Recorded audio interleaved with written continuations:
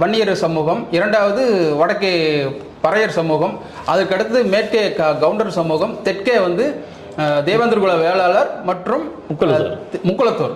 இந்த 5 சமூகம் வந்து 10% தாண்டி இருக்கிறதாக சாதி வாரி கணக்கெடுப்பு மூலம் ஏற்கனவே 1921 வச்சு இப்போ ஃபோர்காஸ்டிங் பண்ணி சொல்லிக்கிறாங்க. இதன் அடிப்படையில் கிட்டத்தட்ட ஒரு 13% அதிகப்படியாக 13லேருந்து 15க்குள்ளே வர்ற மாதிரி இருக்கிறது தான் வன்னியர் சமூகம் அதிகமாக இருக்குது அப்படிங்கிறாங்க. அதுக்கடுத்து பார்த்தீங்கன்னா பறையர் சமூகம், அதுக்கடுத்து மேற்கே வந்து கொங்கு வேளாளர் கவுண்டர் சமூகம், அதுக்கடுத்து முக்குளத்தோர் சமூகம், அதுக்கடுத்து தேவேந்திரகுல வேளாளர் சமூகம். இந்த 5 சமூகம் தான் இருக்குது. இதை எப்படி சார் பார்க்குறீங்க நீங்கள்?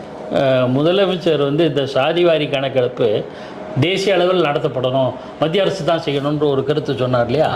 அதில் இதில் ஒரு மிகப்பெரிய சிக்கலும் குழப்பமும் இருக்கிறது.